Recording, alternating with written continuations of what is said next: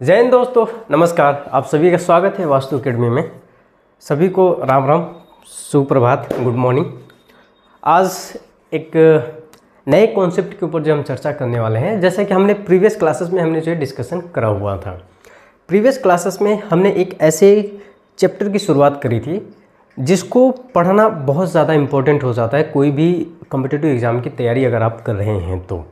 जितने भी बच्चे हैं, दोस्त हैं, भाई हैं, वो बहन भी हैं, अगर वो कॉम्पिटिटिव एग्ज़ाम की तैयारी कर रही हैं, अगर वो ये चाहती हैं कि मैं आने वाले 2024 में या 25 में जो 25 आ रहा है उस 25 में मैं अगर जो है सिलेक्शन लेना चाहती हूँ, तो उनको जो है ये सबसे ज़्यादा इम्पोर्टेंट रोल प्ले करती है कि आप मैथमेटिक्स को कैसे स्ट्रॉन्ग कर सकते हो। उसी को देखते हुए हमने एक कैलकुलेशन का एक नया जो है सीरीज हमने शुरू करी है। इस सीरीज़ में हम बहुत स्टेप बाय स्टेप चीज़ों को हम सीखेंगे और ये हम जानेंगे। ये उनके लिए भी बहुत ज़्यादा हेल्पफुल है जिनको कैलकुलेशन बिल्कुल भी नहीं आती है। ठीक है, देखिए एक बात हमेशा याद रखिए कि जब आप कॉम्पिटिटिव एग्ज़ाम की तैयारी कर रहे हैं तो आपको ये मत सोचिए कि आपको बेसिक कैलकुलेशन से चीज़ें जो है आपको सॉल्व हो जाएगी, नहीं हो सकती है। बेसिक कैलकुलेशन से आपको जो है कॉम्पिटिटिव एग्ज़ाम क्वालिफाई नहीं कर पाओगे, इस बात को हमेशा ध्यान रखिएगा। आप जब भी कॉम्पिटिटिव एग्ज़ाम को क्वालिफाई करोगे आपको एडवांस लेवल की कैलकुलेशन आपको सीखनी पड़ेगी। अदरवाइज़ अगर आप एडवांस लेवल की कैलकुलेशन को अगर आप नहीं सीखते हो ना, तो फिर आपके लिए सबसे ज़्यादा जो है क्या हो जाएगा, प्रॉब्लम क्रिएट करेगा। तो उसी को देखते हुए हमने जो है एक नया जो है चैप्टर शुरू करा है, या फिर हम ये कह सकते हैं कि एक नई सीरीज हमने शुरू करी जिसका नाम है कैलकुलेशन।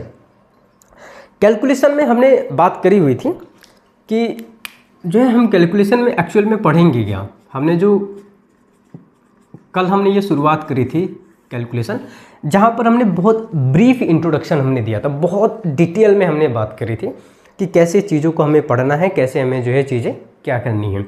हमने कैलकुलेशन में हमने जो है प्रीवियस क्लासेस में हमने ये चीज़ देखी थी। एक बार मैं आपको रिकॉल कर देता हूँ कि कैलकुलेशन दो तरीके के होते हैं। हमने बात करी थी दो तरीके, एक हमने बात करी थी बेसिक, दूसरा हमने बात करा था एडवांस। जो एडवांस लेवल है, अगर आप ये सोचो कि मैं बेसिक कैलकुलेशन सीख करके जो है किसी भी कॉम्पिटिटिव एग्ज़ाम को क्वालिफाई कर सकता हूँ, तो ये आपका भ्रम है। इस भ्रम से जितना जल्दी हो सके इससे जो है बाहर निकल जाओ। ठीक है, बेसिक कैलकुलेशन लाइक इज हमने कहा एडिशन, ठीक है, सब्ट्रैक्शन, मल्टीप्लिकेशन और डिवीज़न। ठीक है, ये हमारे पास क्या है, बेसिक कैलकुलेशन है। इसे भागा कहते हैं, सिंपल हम लिख सकते हैं। ठीक है, और एडिशन, हमने ये चीज़ें हमने बात करी थी। एडवांस लेवल में हमने क्या बात करी थी, एडवांस लेवल में हमने बात करी थी कि हमें जो है सीखना है कि जो है एडवांस लेवल कैलकुलेशन हम कैसे करते हैं। जैसे हमने बात करी थी, पहले हमने बात करी कि डिजिटल सम, आपको डिजिटल सम पढ़ना बहुत ज़रूरी है, डिजिटल सम। इसके बाद हमने बात करी थी डिविजिबिलिटी, आपको डिविजिबिलिटी भी आनी चाहिए। देन हमने ये चीज़ें हमने बहुत चीज़ों को बहुत कहते हैं कि बहुत आराम से, बहुत जो है बेसिक से हमने चीज़ों को सीखा हुआ था और हमने वहाँ पे बात भी करी हुई थी। ठीक है, इसके बाद हमें आनी चाहिए डेसिमल। डेसिमल आपको पता होना चाहिए। नेक्स्ट हमने बात करी हुई थी कि आपको यूनिट डिजिट भी आनी चाहिए। यूनिट डिजिट हम कैसे फाइंड आउट किया जाता है, यूनिट डिजिट से हम कैसे जो चीज़ों को सॉल्व करते हैं। ठीक है, नेक्स्ट हमने बात करी थी कि square root, square and square root. ठीक है, नेक्स्ट हमने बात करी थी cube and cube root. Next हमने बात करी थी मल्टीप्लिकेशन। ठीक है, मल्टीप्लिकेशन, यानी कि हमने कहा कि ये इतनी सारी चीज़ें जो है एडवांस कैलकुलेशन में आपकी आती है। जब तक आप एडवांस लेवल की कैलकुलेशन आप नहीं सीखोगे, आप ये सोचो कि मैं जो है एडवांस लेवल की कैलकुलेशन सीख करके मैं जो है कॉम्पिटिटिव एग्ज़ाम को क्वालिफाई कर लूँगा, तो ये आपका भ्रम है। इस भ्रम से बाहर निकल जाइए, आपको ये कभी भी सिलेक्शन नहीं दिला सकती है। ठीक है, इसके लिए आपको एडवांस लेवल की कैलकुलेशन आपको आनी ही चाहिए। ठीक है, तो उसी को देखते हुए हमने जो है कैलकुलेशन की एक सीरीज़ हमने जो है शुरू करी है। ठीक है, कैलकुलेशन, जिसमें हम बहुत डिटेल में हम बात करेंगे। इन सारी चीज़ों को एक एक करके स्टेप बाय स्टेप हम क्या करेंगे, सीखेंगे।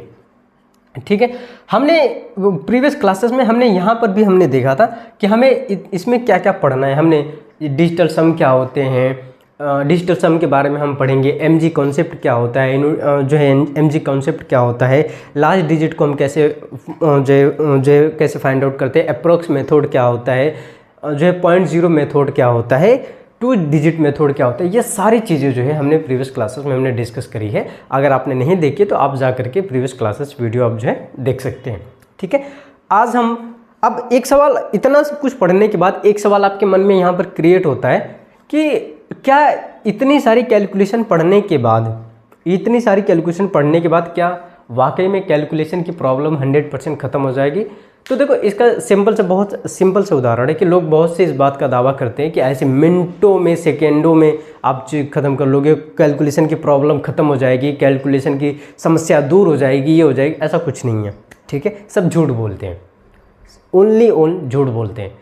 कभी भी हमेशा इस बात को याद रखें कि मैंने बार बार कहता हूँ कि एक मशीन कभी भी 100% इफ़िशियंसी नहीं दे सकती है। कोई भी व्यक्ति जो है 100% परफेक्ट इंसान नहीं हो सकता है, उसके अंदर कुछ न कुछ कमियां रह जाती है, उन कमियों के साथ आपको एक्सेप्ट करना पड़ता है। ठीक वैसे ही जो है आपको हमेशा इस बात को ध्यान रखना चाहिए कि कैलकुलेशन पढ़ने के बाद 100% ये कभी नहीं कहा जा सकता कि आपकी कैलकुलेशन जो है दूर हो सकती है, उसकी प्रॉब्लम जो है दूर हो सकती है, कभी नहीं कहा जा सकता। उसके अंदर कुछ न कुछ कमियां रह जाएगी। ठीक है, तो सच बात ये है कि कभी भी कैलकुलेशन पढ़ने के बाद कैलकुलेशन की प्रॉब्लम 100% सॉल्व नहीं होती है, इस बात को ध्यान रखिएगा। जो भी ये बातें कह रहा है वो या तो झूठ बोल रहा है या फिर जो व्यूज़ पाने के लिए ऐसा चीज़ें कह रहा है। ठीक है, चलिए आगे बढ़ते। फिर हमने बात करी हुई थी कि आज जो हम बात करने वाले हैं, हम बात करेंगे एक नए जो है कॉन्सेप्ट की, जिसका नाम है डिजिटल सम। मैंने आपको बताया था कि आज हम जो क्या बात करेंगे, डिजिटल सम। ठीक है, डिजिटल सम हम ये कह सकते हैं अंकों का योग, हिंदी में हम ये कहते हैं अंकों का योग। ठीक है, डिजिटल सम। जब हम डिजिटल सम की हम बात करते हैं, देखो डिजिटल सम की हम बात करते हैं, लेकिन उससे पहले हमें कुछ चीज़ें हमने जाननी कि इसमें हम क्या पढ़ेंगे, क्या क्या हमें ये चीज़ों को पढ़ना है। सबसे पहले हम बात करेंगे कि व्हाट इज़ द डिजिटल सम। सबसे पहले हम बात करते हैं व्हाट इज़ द डिजिटल सम। ठीक है, सबसे पहले जो क्वेश्चन पढ़ी जाती है, हम ये जानेंगे डिजिटल सम को। अगर हम ये पढ़ रहे हैं तो हम ये समझेंगे कि व्हाट इज़ द डिजिटल सम, आखिर ये डिजिटल सम होता क्या है, हम इस चीज़ को जो है समझेंगे। ठीक है, दूसरा हम ये जानेंगे कि why is it important reading, इसको जो पढ़ना क्यों ज़रूरी है, इसके बारे में भी हम जानेंगे कि इसको जो है पढ़ना क्यों ज़रूरी है। दूसरी बात हम बात करते हैं why is it reading important,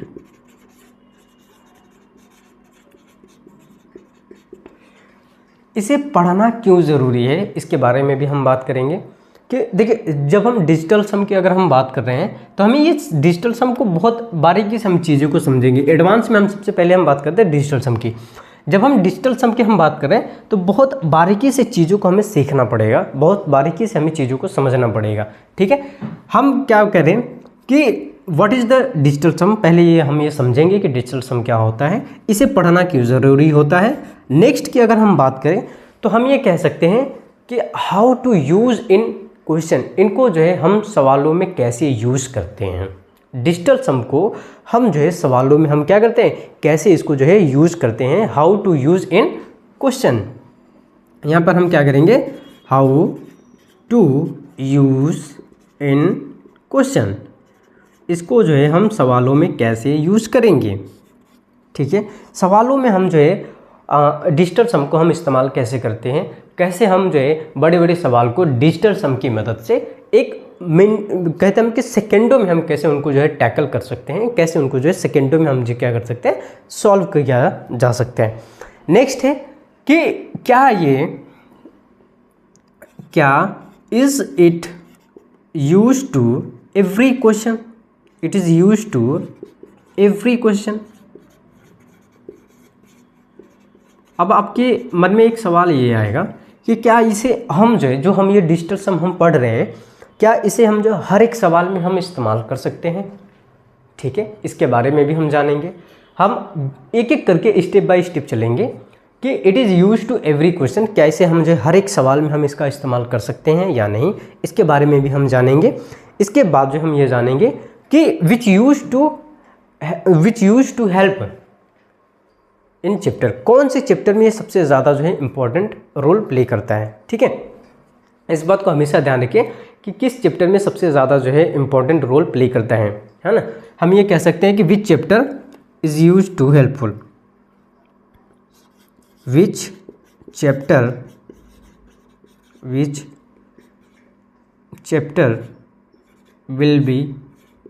will be useful. ठीक है, किस चैप्टर में ये सबसे ज़्यादा जो है यूजफुल होगा। ठीक है, इसके बारे में भी हम बात करेंगे कि किस चैप्टर में सबसे ज़्यादा यूजफुल होगा, कहाँ किस चैप्टर में इसका हम इस्तेमाल नहीं करेंगे, किन चैप्टरों में ये सबसे ज़्यादा इस्तेमाल होते हैं, वहाँ पर भी हम चीज़ों को हम क्या करेंगे, जानेंगे। दूसरा हम ये जानेंगे कि नेक्स्ट हम जानेंगे कि यूनिटरी मेथड में कितना यूज़फुल है। यूनिटरी मेथड में हम ये कह सकते हैं कि कितना यूज़फुल है, इसको भी हम जानेंगे। इसको जो है हम इस्तेमाल करेंगे यूनिटरी मेथड में कि वहाँ पर भी हम ये सीखेंगे कि वहाँ पर ये कितना ज़्यादा इम्पोर्टेंट रोल प्ले करता है डिजिटल सम। ठीक है, क्यों?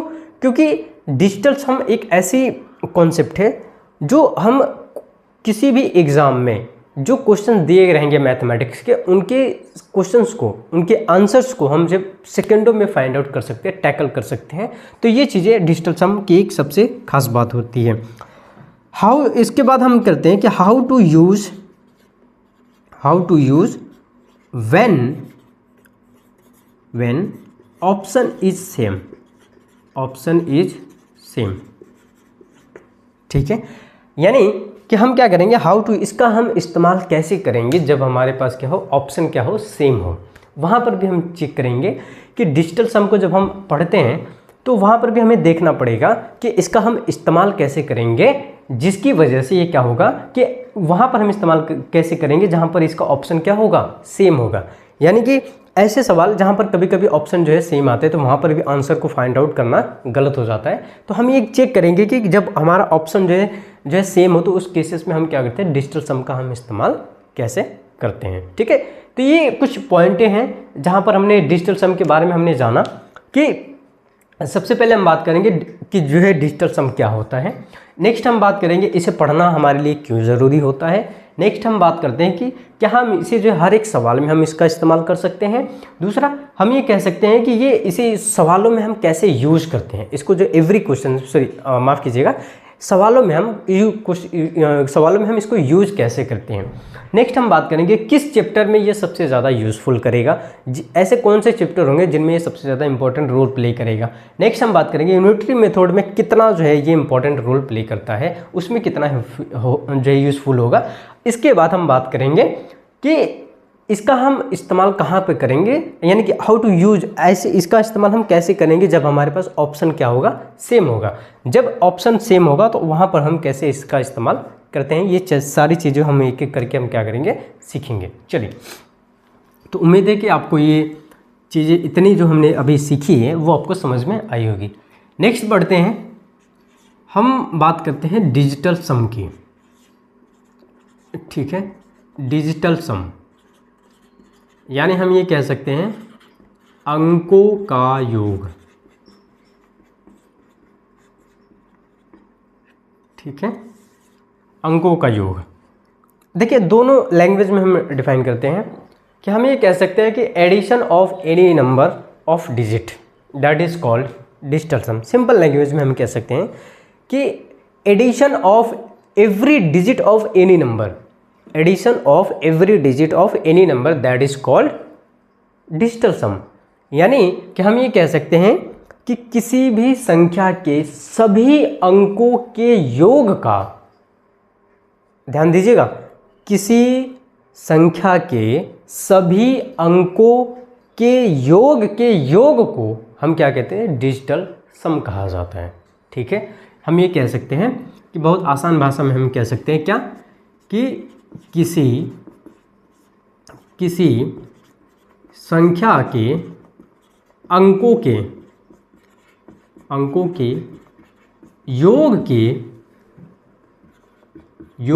योग को हम क्या कहते हैं, डिजिटल सम कहते हैं, यानी डिजिटल सम कहा जाता है, डिजिटल सम कहते हैं, दैट इज कॉल्ड। इंग्लिश में अगर हम ये लिखें तो हम ये कह सकते हैं कि the addition of every digit of any number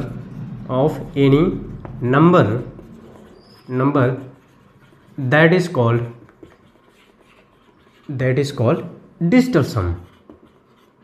digital sum. शॉर्ट में हम इसे कभी कभी लोग इसे डीएस भी बुलाते हैं, ठीक है, इसे हम शॉर्ट में क्या कहते हैं, डीएस भी बुलाया जाता है। कहीं पर भी अगर जो डीएस शब्द का इस्तेमाल हो रहा है तो इसका मतलब ये है कि डिजिटल सम हम ही कह सकते हैं, शॉर्ट में हम इसे डीएस भी कहते हैं, ठीक है। तो हमने ये समझा कि डिजिटल सम क्या होता है। कह रहा है कि डिजिटल सम जो है किसी संख्या के सभी अंकों के योग को, ध्यान दीजिएगा, किसी संख्या के सभी अंकों के योग को हम क्या कहते हैं, डिजिटल सम कहा जाता है, ठीक है। अब एक चीज़ देखो, मैंने एक बात यहाँ पे लिखी, किस अंकों के योग को, देखिए यहाँ पर क्या है, अंकों के योग को। कभी कभी क्या होता है कि डिजिटल सम हम जब निकालते हैं तो हमने क्या कहा कि डिजिटल सम जब हम निकालते हैं ना, तो कभी कभी क्या होता है कि ये 2 डिजिट में आते हैं, तो उनको हमें क्या करना पड़ता है, जोड़ करके 1 डिजिट में हमें बनाना पड़ता है, ठीक है। इसके बारे में हम आगे हम बात करेंगे, ठीक है। एग्जाम्पल की हम बात करते हैं, ठीक है, बहुत बेसिक से एग्जाम्पल से समझते हैं। अच्छा, इसकी 2 डिफिनीशन है, एक डिफिनीशन हमने अभी ये बात करी है, दूसरा अभी हम बात करेंगे। अगर मैं एग्जाम्पल की अगर मैं बात करूं, जैसे हमने कहा कि एक हमने नंबर लिया, हमने कहा कोई भी एक नंबर ले लो, हमने कहा 14,536 हमने ये लिया, ठीक है। हमने कहा कि अब सवाल के डिजिटल सम के थ्योरी के अकॉर्डिंग अगर हम बात करें तो क्या कह रहा है कि इस संख्या के सभी अंकों के योग क्या होगा, 1 + 4 + 5 + 3 + 6, जोड़ो कितने हो गए, 4 1 5, 5 5 10, 10 3 13, 13 और 6 कितने हो गए, 19 हो गए। अब 19 हो गए, लेकिन क्या है कि मैंने फिर वही बात की ना कि कभी कभी डिजिटल सम क्या 2 डिजिट में आते हैं, लेकिन हमेशा उसको 1 डिजिट में बनाना है। तो अब ये क्या करेंगे कि मैंने कहा ना कि किसी संख्या के अंकों के योग को, इसके भी योग को हम क्या करेंगे, 9 + 1 कितना हो जाएगा, 10। अब ये 10 होगा तो एक चीज़ देखो कि ये 10 होगा, तो अब इसको फिर करोगे 1 + 0 तो कितना आ जाएगा, 1, ठीक है। बात समझ में आई? नहीं समझ में आई, एग्जाम्पल दूसरे से समझो, ठीक है। हमने कहा कि 3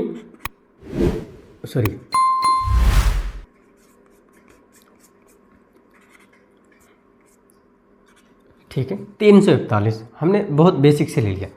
हमने कहा कि इसको 3 + 4 + 1 जोड़ा तो कितने आ गए, 4 3 7, 7 1 8, कितने आ गए, 8, ठीक है, 8 निकल करके आ गया।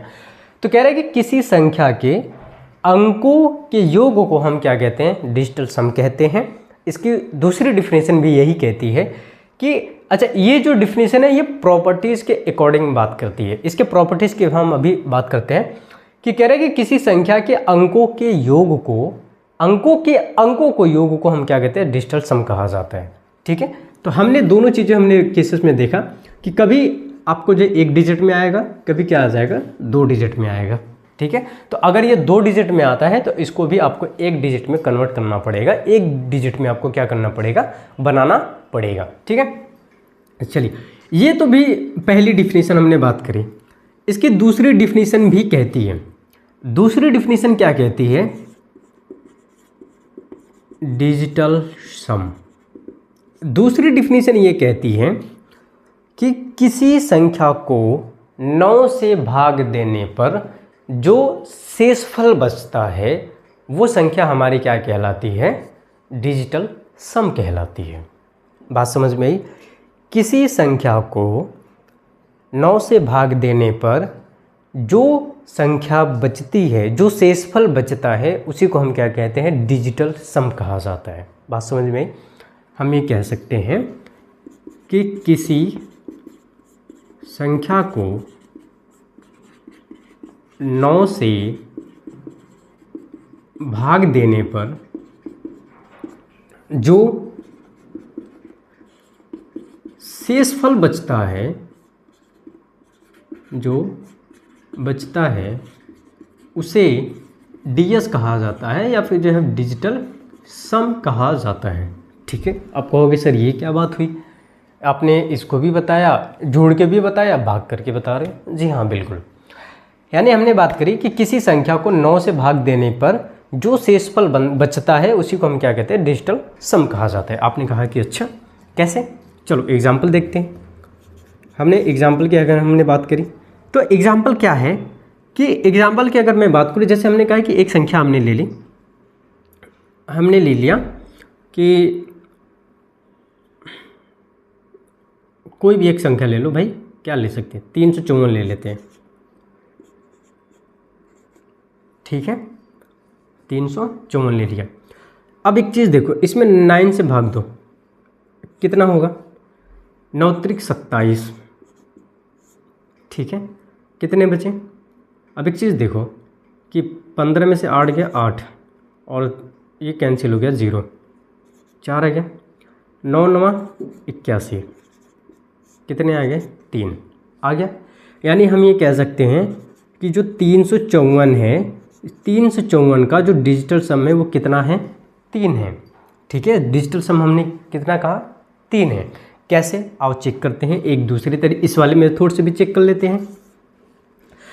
354 को हमने जोड़ा, 3 + 4 सॉरी 5 + 4 कितने आए?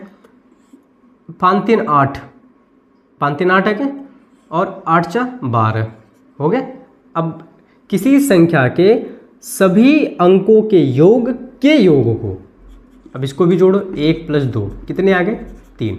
यानी कि ये बात सही है कि डिजिटल सम की जो दूसरी डेफिनेशन है वो भी ये बात सही कह रही है कि अगर हम जो है किसी संख्या में अगर हम 9 से डिवाइड करते हैं या फिर 9 से डिवीजन करते हैं, डिवाइड करते हैं, तो हमारा जो शेषफल जो रिमेनिंग बचता है वही हमारा क्या कहलाता है? डिजिटल सम कहलाता है। दोनों केसेस में हम जो इसमें जो है डिस्कशन करते हैं। तो उम्मीद है आपको ये बात थोड़ी सी समझ में आई होगी कि डिजिटल सम जो है क्या है और कैसे ये चीज़ें जो है डिफाइन होती है। ठीक है, अब इसमें जो है कुछ क्या होती है कि कुछ प्रॉपर्टीज़ होती है जो इसको वेरी करती हैं। ठीक है, इसकी कुछ प्रॉपर्टीज़ होती है, वो क्या होती है हम इसकी बात कर लेते हैं। अगर हम इसकी प्रॉपर्टीज़ की अगर हम बात करते हैं, ठीक है, प्रॉपर्टीज़ की हम बात करते हैं, सबसे पहली प्रॉपर्टीज़ हम बात करते हैं कि हम ये कह सकते हैं कि digital sum can be only, हम कह सकते हैं कि digital sum can be only, हम ये कह सकते हैं कि from 1 to 9, range from 1 to 9। हम ये कह सकते हैं कि जो डिजिटल सम है, digital sum can be only range from 1 to 9। यानी हम ये कह सकते हैं कि जो डिजिटल सम है वो क्या हो सकता है? केवल 1 से लेकर के 9 तक ही हो सकता है, उससे ज़्यादा नहीं हो सकता है। यानी कि हमने ये कहा कि जैसे कि हमने कहा कि 1 2 3 4 5 6 7 8 9 10। अब ये 10 हम काउंट नहीं करेंगे, इसको देखो। यानी कि डिजिटल सम हमेशा क्या होगा? 1 से लेकर के 9 तक के बीच में ही वेरी करेगा, 1 से लेकर के 9 के बीच में ही ये वेरी करेगा। हमेशा कह सकते हैं कि किसी भी नंबर का जो डिजिटल सम होगा वो हमेशा यूनिट डिजिट होनी चाहिए, एक डिजिट में होना चाहिए, एक डिजिट में, एक अंक में होना चाहिए। तो कह सकते हैं कि पहली प्रॉपर्टीज ये कहती है कि digital sum can be only range from 1 to 9। यानी कि डिजिटल सम 1 से लेकर के केवल 9 तक ही हो सकता है, उससे ज़्यादा नहीं हो सकते हैं। बात समझ में आई? आपने कहा ठीक है सर। दूसरा, डिजिटल सम क्या होता है कि कभी कभी क्या होता है, यह ज़ीरो या फिर जो है नेगेटिव हो जाता है स्पेशल केस में, ठीक है। यानी कि स्पेशल केस में कभी कभी क्या होगा, ये ज़ीरो हो जाएगा और कभी कभी क्या होगा, नेगेटिव हो जाता है घटाने के केस में। तो उस एक स्पेशल केस होती है, उसमें हम क्या कहते हैं, सब्ट्रैक्शन के केस में क्या होगा कि ये कभी कभी क्या होता है, नेगेटिव हो जाएगा, तो कभी कभी क्या हो जाएगा, ज़ीरो हो जाएगा। तो हमें उस पर जो है ध्यान नहीं देना, हमें केवल ओनली डिजिट पर ध्यान देना होता है, ठीक है। तो हम दूसरी प्रॉपर्टीज़ हम ये लिख सकते हैं कि कभी कभी हम क्या लिख सकते हैं कि कभी कभी यह ज़ीरो या फिर नेगेटिव होता है स्पेशल केस में। तो उस केसेस में हम क्या करते हैं, सब्ट्रैक्शन। देखो सब्ट्रैक्शन के केस में ऐसा क्यों हो सकता है, पॉसिबल हो सकता है कि सब्ट्रैक्शन यानी कि घटाने पर जो है ऐसा केस आ सकता है। तो जब हम संख्याओं को जब हम घटाते हैं डिजिटल संख्या, तो कभी माइनस आ सकता है, कभी पॉजिटिव जीरो आ सकता है। तो दोनों के केसेस में क्या होता है, तो उस केसेस में डिजिटल सम को हम कैसे फाइंड आउट करते हैं, तो हमें उस केसेस में हम क्या करते हैं कि जो निगेटिव चिन्ह है उसको हम क्या करते हैं, छोड़ देते हैं, ओनली डिजिट को हम काउंट करते हैं, उससे ज़्यादा हमें कोई मैटर नहीं करती है, ठीक है। तीसरी प्रॉपर्टीज ये कहती है कि डिजिटल सम हम ये कह सकते हैं कि किसी भी संख्या में, है ना, जो तीसरी एकदम जो स्पेशल टाइप की जो प्रॉपर्टीज होती है वो ये कहती है कि डिजिटल सम में हम ये कह सकते हैं कि किसी भी संख्या में 9 को जोड़ने पर या घटाने पर उस संख्या में कोई भी चेंजेस नहीं होता है, उस संख्या में कोई भी बदलाव नहीं होता है, देखने पे बिल्कुल भी कोई फ़र्क नहीं होता है। जैसे कि अगर हम ये कह सकते हैं कि मैंने कहा ना कि किसी भी संख्या में 9 को ऐड किया जाए तो उस संख्या में कोई भी चेंजेस नहीं होता है, उसके कोई भी फ़र्क नहीं पड़ता है। कैसे, देखो हमने क्या कहा कि किसी भी संख्या में 9 ऐड करने पर उस संख्या में कोई बदलाव नहीं होता, कोई चेंज नहीं होता है, कोई चेंज नहीं होता है। आप कहोगे कैसे सर, देखो डिजिटल सम क्या कहता है, ठीक है, ये 3 प्रॉपर्टीज़ है जो इस डिजिटल सम को वेरी करती हैं। पहली कि कह रहा है कि किसी भी संख्या में 9 को ऐड करने पर उस संख्या में कोई भी फ़र्क नहीं पड़ता है, कोई भी चेंजेस नहीं होता है। तो यानी हम ये कह सकते हैं कि जैसे हमने ये कहा कि अगर मैं एक में अगर हमने एग्जाम्पल से बात को समझते हैं, एक में हमने 9 ऐड करा, 2 को 9 ऐड करा, 3 में हमने 9 ऐड करा, 4 में हमने 9 ऐड करा, 5 में हमने 9 ऐड करा, 6 में हमने 9 ऐड करा, 7 में हमने 9 ऐड करा। इसको थोड़ा दूर लिखते हैं, माफ़ कीजिएगा। 7 में हमने 9 ऐड करा, 8 में हमने 9 ऐड करा और 9 में हमने 9 ऐड करा। अब एक चीज़ देखो, आप क्या मिलेगा, 9 और 1 कितने हो गए, 10। 9 और 1 कितने हो गए, 10। तो जो 10 हुआ, अब ये कह रहा है कि डिजिटल सम की पहली प्रॉपर्टीज कहती है कि digital sum can be only range from 1 to 9, यानी कि 1 से लेकर के 9 के बीच में हो सकता है। तो हम ये क्या लिख सकते हैं, इसको क्या ऐसे लिखा जा सकता है क्या, 1 + 0 = 1 लिखा जा सकता है। आप कहोगे सर बिल्कुल लिखा जा सकता है, बात समझ में आ रही है। अब एक चीज़ देखो कि हमने यहाँ पे इसको जो इस तरीके से लाइनिंग खींच दी, हमने कहा 9 और 2 हमने जोड़ा, कितने आ गए, 11 आ गए। अब एक चीज़ देखो, अब डिजिटल सम की पहली प्रॉपर्टीज़ कहती है कि भैया डिजिटल सम एक डिजिट में होना चाहिए, 1 से लेकर 9 के बीच में, यानी कि 1 + 2 को हमने ऐड करा, 1 को हमने ऐड करा तो कितने मिले हमें, 2। सिमिलरली इसको ऐड करोगे तो क्या मिलेगा, 1 + 2 को ऐड करा, हमें क्या मिला, 3। यहाँ पर आओ, 9 4 13 हो गए, इसको हमने 1 + 3 ऐड करा तो कितने आ गए, 4। ये कितने हो गए, 14 हो गए। 1 + 4 ऐड करा तो कितने आ गए, 5। 1 ये 15 हो गए, 1 + 5 ऐड करा कितने आ गए, 6। ये हो गए हमारे पास जो है 16 यानी कि 1 + 6 ऐड करा तो कितने आ गए 7, ये हो गया 17। 1 + 7 ऐड करा तो कितने आ गए 8, 18 हो गए। और 1 + 8 ऐड करा तो ये कितने आ गए 9। अब एक चीज़ चेक करो कि पहली प्रॉपर्टीज़ कहती है, हमेशा कहती है कि डिजिटल सम हमारा क्या होना चाहिए, एक डिजिट में होना चाहिए, एक सिंगल डिजिट में होना चाहिए। ठीक है, आपको यहाँ पे दिख रहा है। अब कह रहा है कि देखो हमने हर एक संख्या में 9 को ऐड हमने करा तो उस संख्या में कोई भी फ़र्क नहीं पड़ा, यानी कि 1 2 3 4 5 6 7 8 9 10 9 तो इनमें कोई भी चेंजेस नहीं पड़ा। तो इसका मतलब क्या है, इसका मतलब कि ये है कि इसका मतलब सिंपल सा है बेटा कि पहली बात ये कि किसी भी संख्या में अगर 9 दिया हो, किसी भी संख्या में 9 दिया हो तो उसको हम क्या करते, काउंट नहीं करते, छोड़ देते हैं। ठीक है, यानी कि हम ये कह सकते हैं कि किसी भी संख्या में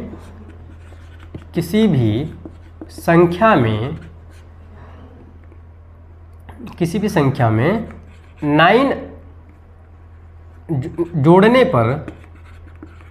जोड़ने पर 9 आए